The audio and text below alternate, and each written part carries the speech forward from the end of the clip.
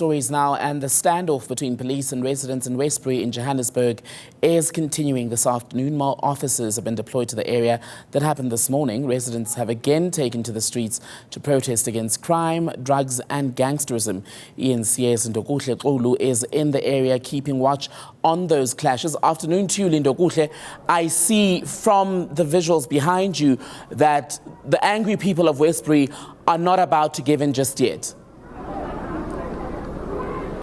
Well, Bheki Cele, the standoff continues. Right now, you can see the residents trying to regroup themselves after the police dispersed them with rubber bullets as well as those stun grenades. But right now, they are trying to regroup and sort of gather what they want to do at this point. But of course, it is not without the presence of the police. As you can see just behind me, the police are on standby and they're watching exactly what will come out of this meeting. But what I can tell you is that before you came to us, there has been drone stowing, but the police have been responding with rubber bullets. We will try and get to. We see that there are people that are coming forward. It seems that the people are from the Khoisan. In fact, people are here trying to negotiate something peaceful. We will try to listen in when we can. But I see that they are seeking a person who is the leader from the police. We'll just move with one of the leaders from the people of Westbury, who is trying to sort of negotiate,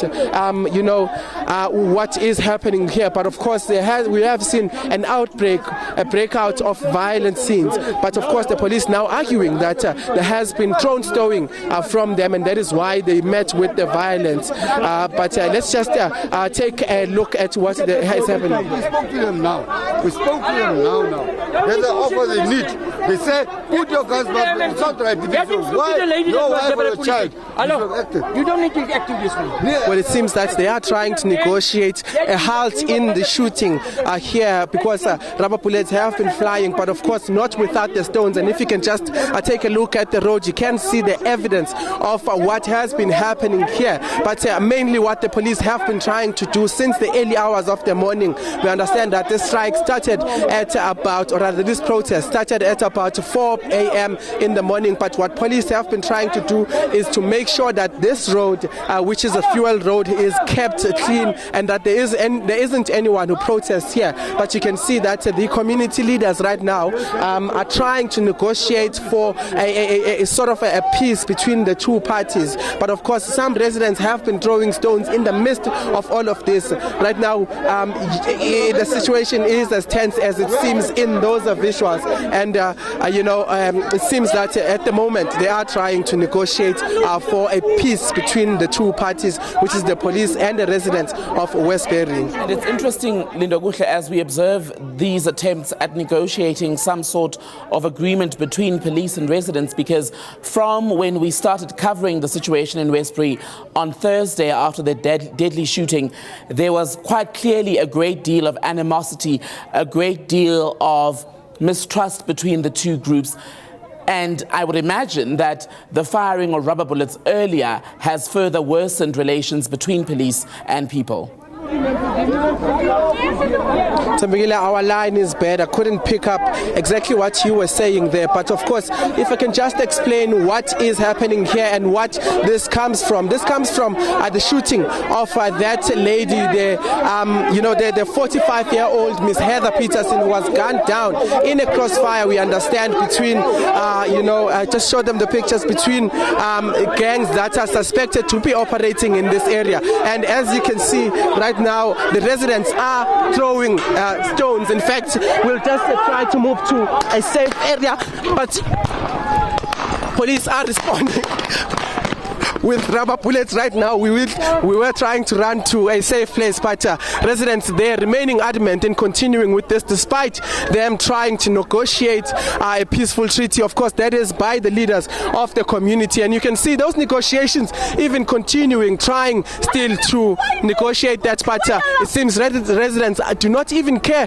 about the leaders that are trying to negotiate peace between these two parties. And you can see bottles as well as stones flying towards the police. And the police briefly they're just responding with the rubber bullets here. But the situation indeed remains volatile, and you can see just within that crowd there are people throwing stones, and they remain adamant in protesting.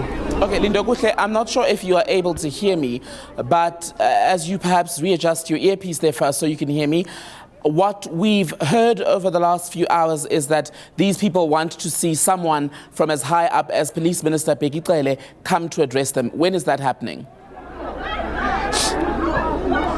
Well, Thembekile, there hasn't been any word, of course, from the officials. There hasn't been any government official really coming to this area to tell them what exactly is happening. But what I understand from my colleague Lindelo Masigane, who was here earlier on, she said that in fact the police commissioner was here in the area but went to a local police station. But we don't know what was the outcome of that. The provincial police commissioner, we do not know what the outcome of that visit was. But as far as we know right now, there hasn't really been any response from them in terms of what will be happening with their demands. But of course, even last Friday when they protested, one of the things that they said was that as they were about to conclude with their protest on that day, there was actually a person who shot in the air live ammunition before as they were protesting. So that's what they said. They said they're going to intensify now their protest, because this shows the audacity of these people that are operating here, with the gang members that are operating here. They're saying that this shows the audacity of those criminals that are operating in the area, and that is why they're intensifying their protest. But of course we understand that the problem today started when police didn't want them, in fact, to block this road, which is the fuel road that leads to various that leads to various destinations for people coming from Soweto largely. The Patco bus operates and uses this road mainly, and of course the University of Johannesburg as well as the hospital Helen Josephs are here, and Rahima Musa.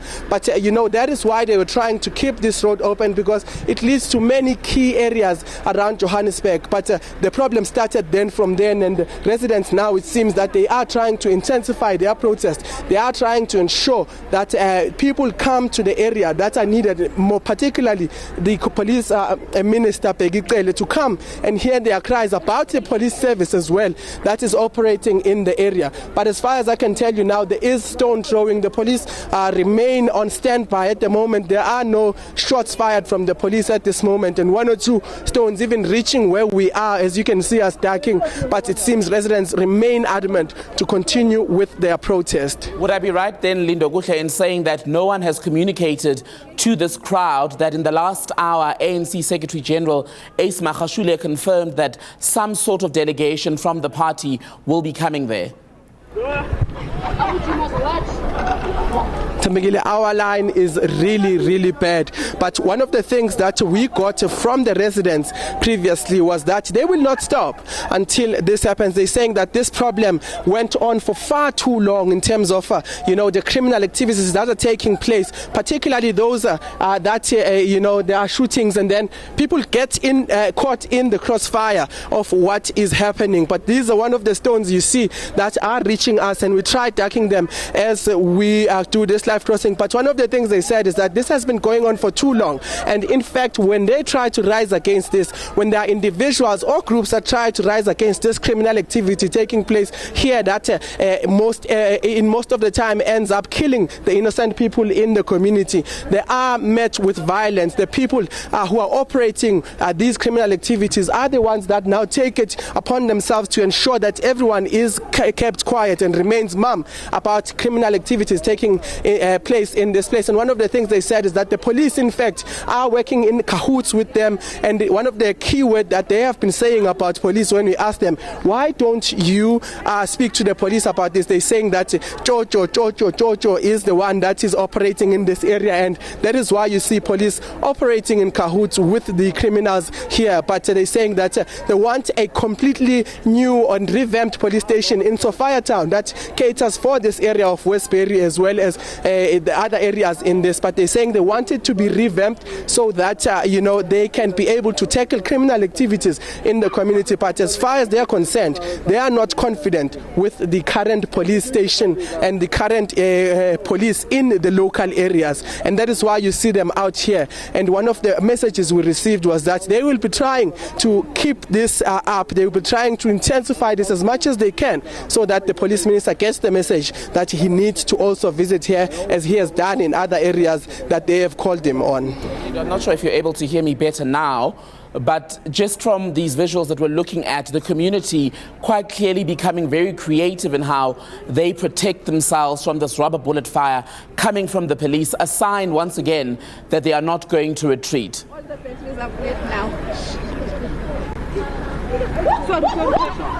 Oh, Bheki Cele, we are trying to duck as we speak to you, of course, but one thing I can confirm to you is that I can hardly hear you, and that perhaps we should try reconnecting that line. There is a bit of a struggle when I listen to your sound, but just an update on what is happening now. The police are now moving in, trying to shoot to those residents that are throwing stones here. I mean, those stones reaching even where we are, and I assumed when I stood here that I'm a bit on a safe distance, but it seems that those residents are fueled and throwing stones touche on this fuel road, main road here. And of course the Rea Vaya station here, the bus station, is a key area for the police to protect. In previous times when these people, particularly in this community, had taken to the streets, this structure is met with stones, and of course you can see it is a glass stone. So they are trying to protect this particular structure, as well as the main road, in terms of allowing traffic to flow. But at this moment I can also tell you that they have completely closed it off because of the resilience and resistance of residents to stay away from this particular main road. Quite interesting once again, Lindokuhle, that the issue of gangsterism and drug dealing in Westbury has been blamed mostly on the men, in particular the young men in the community, and this is the same demographic that we see out in the streets today. Please repeat that, Bheki Cele. Perhaps you can get better reception like this. All right, I was saying too, Lindo, it's interesting to observe that the issue of drug dealing and gangsterism in Westbury has been blamed on men, in particular young men, and that's the same group that is out on the streets today protesting against crime. Bheki Cele, I think we need to re-establish our line, really. I cannot hear what you are saying, but the situation, again, remains really volatile in this area. And of course, one of the things, in fact, we were able to do during the weekend was speak to the family, the husband of the lady who passed on there on that passage. And one of the, I think that one of the things that really reflects on the situation, or how dire this situation is for the residents, he told us that he couldn't believe what had happened to his wife. But one of the things that really traumatizes him is the fact that they were not able to tell the child, the niece, who was in fact with the wife when she got shot dead, and they were saying that they're keeping it a secret to ensure the sanity of that child that is still traumatized and is being treated of that bullet wound in the calf. But that was just a reflection of what is happening in the community. And they're saying, Mr. Peterson in fact said one of the things that really touched home, or touched really people's heart, I would imagine, when he said that it's not an ideal situation to be in. Right now I have to prepare to bury my wife, and one of the things that I really hope for is that my wife be the last person to experience this. So that is what Mr. Peterson said, and really hearing those words, you can really understand the frustrations of the residents here. But one of the critiques that was coming from the community, other people in the community who have indeed joined this protest, were saying that why do we not actually go target those places that we believe drug operations as well as the gangs operate in, like those houses? Why don't we target those? But it seems that the community for now has taken a stance to actually be on the streets and demonstrate demonstrate so that they can get help from national leadership, which is the Minister of Police that they are calling for, and they will not back down until then. But of course the police, it seems, have been given a new mandate to ensure that they are kept away from this particular main road, which is really what fueled a lot of this action as you see it right now. On Friday we saw them demonstrating around and police just monitoring them, but this time around you see that police have been given an order to keep them away from the main roads, and it seems that they're not really happy about it, and that is why we are seeing this action now. This bullets flying, rubber bullets really, and of course the stones from the retaliation of the residents. Okay, Linda Kuhle, we do want to persevere with this line, and just if you can confirm for me if you are able to hear me now, so we can see if we're able to stay with these live pictures out of Westbury as long as possible. Can you hear me?